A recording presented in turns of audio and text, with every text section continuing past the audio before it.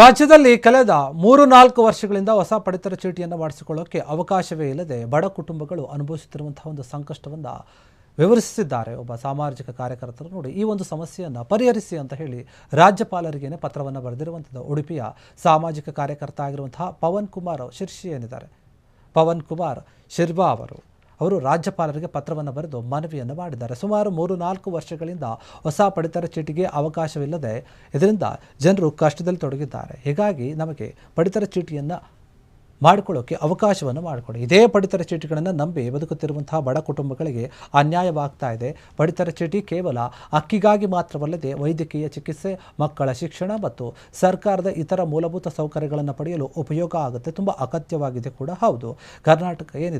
ಕರ್ನಾಟಕದಲ್ಲಿ ನಾವು ಈ ಕಾರ್ಡ್ಗಳನ್ನು ಇಲ್ಲದೆ ಬಡ ಜನರು ಕೆಲವೊಂದು ಸೌಲಭ್ಯಗಳಿಂದ ವಂಚಿತರಾಗ್ತಾ ಇದ್ದಾರೆ. BPL ಮತ್ತು APL ಅರ್ಜಿಯನ್ನು ಹಾಕೋಕ್ಕೆ ಅರ್ಹತೆ ಇರುವವರಿಗೆ BPL ಕಾರ್ಡನ್ನು ನೀಡಲು ಹಾಗೂ BPL ಪಡಿತರ ಚೀಟಿಯನ್ನು ತಿದ್ದುಪಡಿ ಮಾಡಿಕೊಳ್ಳೋಕೆ ಅರ್ಜಿಯನ್ನು ಹಾಕೋಕ್ಕೆ ಕಾಲಾವಕಾಶವನ್ನು ಕೊಡಿ, ಅವಕಾಶವನ್ನು ಕಲ್ಪಿಸಿಕೊಡಿ ಅಂತ ಹೇಳಿ ಪತ್ರವನ್ನು ಬರೆದಿರುವಂಥ ಈ ವಿಷಯದ ಬಗ್ಗೆ ಸರ್ಕಾರಕ್ಕೆ ನಿರ್ದೇಶನ ನೀಡಿ ಅಲ್ಪ ಸಮಯದವರೆಗಾದರೂ ನಮಗೆ ಹೊಸ ಪಡಿತರ ಚೀಟಿಗಾಗಿ ಅರ್ಜಿಯನ್ನು ಸಲ್ಲಿಸೋಕ್ಕೆ ಅವಕಾಶವನ್ನು ಮಾಡಿಕೊಡಿ ಅಂತ ಹೇಳಿ ಪವನ್ ಕುಮಾರ್ ಶಿರ್ವಾ ಅವರು ರಾಜ್ಯಪಾಲರಿಗೆ ಪತ್ರವನ್ನು ಬರೆದಿದ್ದಾರೆ.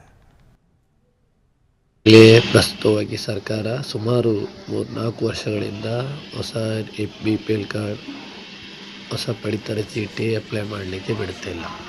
ಇದ್ದ BPL ಕಾರ್ಡ್ಗಳನ್ನು ಕೂಡ ಸರ್ಕಾರ ಕ್ಯಾನ್ಸಲ್ ಮಾಡ್ತಿದೆ. ಯಾಕಂತ ಹೇಳಿದರೆ ಎಲ್ಲರೂ ಕಡು ಬಡವರಂತೇಳಿ ರೇಷನ್ ಕಾರ್ಡ್ ಮಾಡಿದ್ದಾರೆ ಎಂಬ ಒಂದೇ ಮಾಹಿತಿಗಾಗಿ ಕ್ಯಾನ್ಸಲ್ ಮಾಡ್ತಾರೆ. ನಿಮ್ಮದು ಸ್ವಾಗತ ಆದರೆ ನೀವೀಗ 3-4 ವರ್ಷಗಳಿಂದ ರೇಷನ್ ಕಾರ್ಡ್ ಅಪ್ಲೈ ಮಾಡಲಿಕ್ಕೆ ನೀವು ಬಿಡೋದು ತುಂಬ ತೊಂದರೆ ಆಗ್ತಾ ಉಂಟು. ಯಾಕಂತ ಹೇಳಿದರೆ ರೇಷನ್ ಕಾರ್ಡ್ ಇಲ್ಲದೆ ಯಾವುದನ್ನು ಮಾಡಲಿಕ್ಕೆ ಸಾಧ್ಯ ಇಲ್ಲ. ಸರ್ಕಾರದ ಸವಲತ್ತಾಗಲಿ, ಸರ್ಕಾರದ ಮಹತ್ವದ ಒಂದು ಯೋಜನೆಯಾದ ಆಯುಷ್ಮಾನ್ ಭಾರತ ಆಗಲಿ, ಈಗ ಕೆಲವರು ಏನು ಮಾಡ್ತಾರೆ ಅಂತ ಹೇಳಿದರೆ, ಒಂದು ಮದುವೆ ಆದ ಮೇಲೆ, ಗಂಡನ ಮನೆಗೆ ಹೋದ ಮೇಲೆ, ಮಗು ಜನಿಸಿದ ಮೇಲೆ ಒಂದು ಸಂಧ್ಯಾ ಸುರಕ್ಷಾ ಅಂತ ಯೋಜನೆ ಉಂಟು.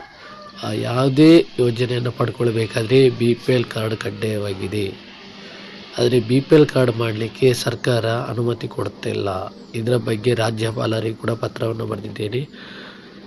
ಇನ್ನೇನೋ 3-4 ದಿವಸಗಳಲ್ಲಿ ರಾಜ್ಯಪಾಲರ ಭೇಟಿಗೆ ಅವಕಾಶ ಕೂಡ ಸಿಕ್ಕಿದ ಮೇಲೆ ರಾಜ್ಯಪಾಲರನ್ನು ನೇರವಾಗಿ ಭೇಟಿ ಮಾಡಿ ಇದರ ಬಗ್ಗೆ ನಾನು ಮಾಹಿತಿಯನ್ನು ಕೊಡ್ತೇನೆ. ಯಾಕಂತ ಹೇಳಿದರೆ ರೇಷನ್ ಕಾರ್ಡ್ ಇಲ್ಲದೆ ಏನೂ ಸಾಧ್ಯವೇ ಇಲ್ಲದಂತಾಗಿದೆ. ಯಾಕಂತ ಹೇಳಿದರೆ ಸರ್ಕಾರದಿಂದ ಅಕ್ಕಿ ಕೊಡ್ತೇವೆ ಅಂತ ಹೇಳ್ತಾರೆ, ಆದರೆ ರೇಷನ್ ಕಾರ್ಡ್ ಇಲ್ಲದೆ ಯಾವ ರೀತಿ ಅಕ್ಕಿ ಪಡ್ಕೊಳ್ಳೋದು ನಾವು ಸಾಧ್ಯವೇ ಇಲ್ಲ. ಈಗೆಲ್ಲ ನೀವು ನೋಡ್ಬೋದು, ಸೈಬರ್ಗಳೆದುರು, ಆಹಾರ ಇಲಾಖೆಗಳೆದುರು, ಸೊಸೈಟಿ ಎದುರು ಎಷ್ಟೋ ಜನ ವಯಸ್ಸಾದವರು, ಚಿಕ್ಕ ಮಕ್ಕಳೆಲ್ಲ ಕಾದು ನಿಂತ್ಕೊಳ್ತಾರೆ. ಸಮಸ್ಯೆ ಏನಂತ ಹೇಳಿದರೆ ರೇಷನ್ ಕಾರ್ಡ್ ಇಲ್ಲ, ಯಾವುದೇ ಸರ್ಕಾರ ಸವಲತ್ತು ಪಡ್ಕೊಳ್ಳಿಕ್ಕೆ ಆಗೋದಿಲ್ಲ. ದೇಶಗಳಲ್ಲಿ ಅದನ್ನೇ ಕಡು ಬಡತನದಲ್ಲಿರುವವರು, ಅರ್ಹತೆ ಇರುವವರಿಗೆ ಅಕ್ಕಿ ಸಿಗ್ತಾ ಇಲ್ಲ. ಅಂಗಡಿಯಲ್ಲಿ ದುಬಾರಿ ರೇಟಿನಲ್ಲಿ ಹಣವನ್ನು ಹಾಕಿ ಅಕ್ಕಿ ತೆಗೆದುಕೊಂಡು ಊಟ ಮಾಡಿ. ಕ್ಷಣ ಕ್ಷಣದ ಸುದ್ದಿಗಳಿಗಾಗಿ ಫ್ರೀಡಂ ಟಿವಿ ಸಬ್ಸ್ಕ್ರೈಬ್ ಮಾಡಿ, ಲೈಕ್ ಮಾಡಿ ಹಾಗೂ ಫಾಲೋ ಮಾಡಿ. ಹೊಸ ಸುದ್ದಿಗಳ ನೋಟಿಫಿಕೇಶನ್ಗಾಗಿ ಬೆಲ್ ಐಕಾನ್ ಮೇಲೆ ಕ್ಲಿಕ್ ಮಾಡಿ.